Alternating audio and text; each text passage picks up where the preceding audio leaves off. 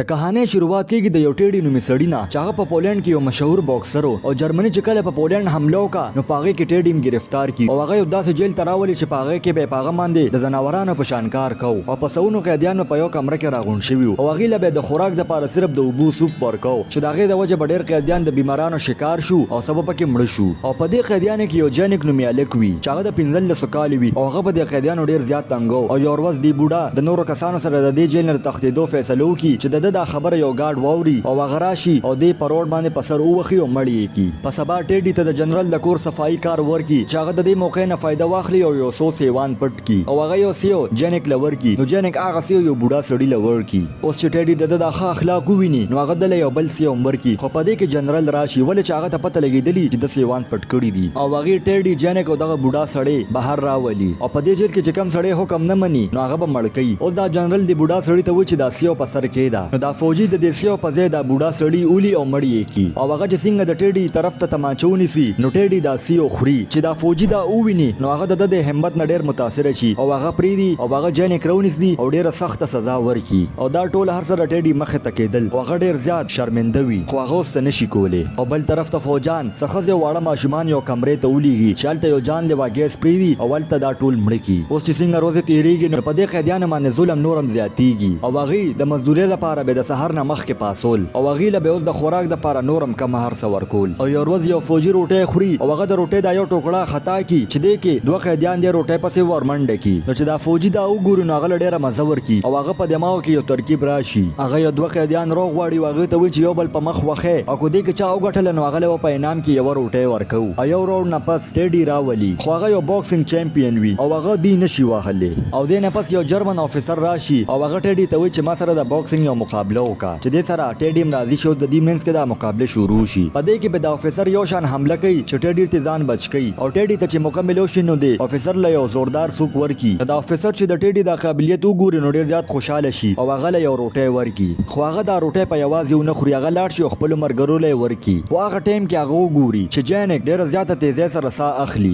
اصل کې د خوراک د کمي د وجې جانک بیمار شوي وي او هغه ته نمونیا ولګي اوس ټیډي د جانک دپاره د افیسر له ورشي او هغه نه روټۍ او دوایو غواړي چې دې کې د افیسر ومني خو ورته ووایي چې ته به ماله یو کار کې اوس دلته د افیسر ټیډي د خپلو مشرانو افسرانو له بوزي او هغې ته د ټیډي د باکسینګ د هنر باره کې ووایي اصل کې د افیسر غوښتل چې په دې جیل کې ټیډي سره د نورو فایټرانو مقابلې وکړو خو دلته د افسرانو وی چې دا خو یو نری شان سړی دی دا په یو څوک باندې راپرېوځي خو دلته د افیسر د ټیډي ورته ډېر تعریف وکړي د دې د وجې دوی ټیډي له یو موقع ورکړي اوس دلته په دې جیل کې د ټیډي یو کس سره مقابله شروع شي چې هغه سړی په اول ډېر زورور وي خو دلته ورله ټیډي یو شان سکونه ورکوي چې دې سره دې دا مقابله وګټي او هلته دا نور جرمن افسران هم ډېر زیات خوشحاله شي او د دې د وجې ټیډي ته ډېر زیات خوراک هم میلو شي او دوایي هم ورته میلو شي او هغه له د اسپو د خیال ساتلو کار ورکړي او دلته اوس ټیډي له یو نرس پټۍ کوي چې دې کې ورته ټیډي وایي چې ما له د نمونیا دوایي راکړه خو دا نرس هم ډېره زیاته ښه وي دله دا دوایي ورکړي اوس دلته ټیډي د بیمارانو هغه ځای ته راورسي چې هلته ډېر قیدیان د مرګ په حالت کې پراته دي او هغه جانک له دوایي ورکړي او باقي دوایي د نرس له واپس راوړي او د اسپو په دې ځای کې ټیډي ته به ټایم میلاوېدو نو هغه به د باکسینګ پریکټس کولو او یو هفته پس د جانک طبیعت هم ټیک شي او ټیډي هغه له جیل په کلینیک کې کار وګوري چې هلته د جانک ملاقات هیلسیا نومي جینۍ سره وشي او دا دواړه ډېر ښه دوستان هم شي او بل خوا ټیډي د ښه خوراک او د پریکټس د وجې هغه نور هم تکړه شوي وي خو باقي قیدیانو سره به ډېر زیات ظلم زیاتې کو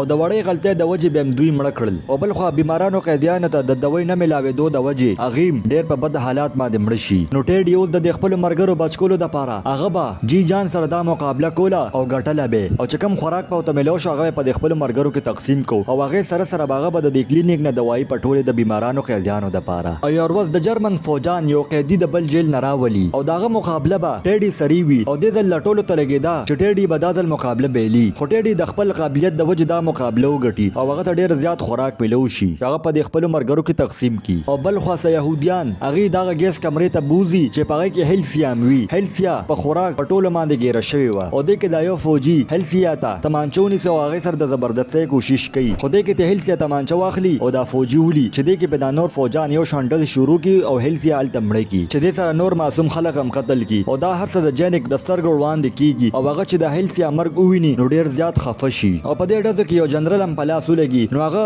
د پټۍ دپاره د کلینیک ته راشي چې هلته جانک وګوري نو هغه وایي چې جانک بغیر ټریننګ نه د نرس کار کوي او هغه اوس ګیر کړي او ډېر زیات ظلم زیاتي پرې کی او ټیډي ته چې د دې خبره باره کې پته ولګي نو هغه د مشر افیسر لورشي او د ټیډي د رهایی منت زاری ورته کوي چې دې سره دوی د ټیډي خبر اړو منینه او ټیډي مخار منلو والا نه وي هغه د افیسر ته یو شرط کیږي او ورته وایي چې د ټیډي د رهایی د پاره هغه د جرمني د ټولو نه بهترین باکسر هامر شلیک سره د مقابله کولو لپاره تیار دی خو که تاسو زما خبره ونه منله نو زه بیا په یو مقابله کې حصہ نه اخلم لږ سوچ نه پس د افیسران د خبره ومني خو رښتیا خبره دا وه چې هغوی د ټیډي دپاره یو ترکیب جوړ کړي چې ټیډي دا میچ ونه ګټي خیر اوس مقابله شروع شي او په لومړي راونډ کې هامر شلیک په ټیډي باندې یو شان حمله کوي او هامر شلیک په ډیر زورور وي چې دې سره هامر شلیک لومړي راونډ وګټي اوس چې دویم راونډ شروع شي نو ټیډي هامر شلیک له یو شان سکونه ورکوي او دا جرمن فوجان چې خپل کس وهلو ویني نو هغه بریک ورکی دیلا او دې کې ټیډي لدوی یو خاص اوبه ورکی اوس چې دریم راوند شروع شنو دی او بوخ په لسر شروع کی او ټیډي ته اوس صحیح په نظر نه راځي چې دې کې هامر شلیک ټیډي له یو مضبوط سوک ورکی چې دې سره ټیډي راو غورځيږي او د جرمن فوجان وی چې هامر شلیک وګټله خو لږ وخت پس ټیډي واپس را پاسي او هغه ورته وی چې دا مقابله جاری وساته خو هغه جینک پر اخکلو باندې د مخه تراولي او جینک ډیر زیات زخمی وي او د افسران دته وی چې جینک سره مقابله وکړه او کو انکار دوی کو نو دی به مونږ مړکو نو چې ټیډي دا وره نو ډیر زیات ویریږي ولې چې هغه نور درد ورکول نه غوښتل جینک لا خو داغه د دیری د وجې دوی دا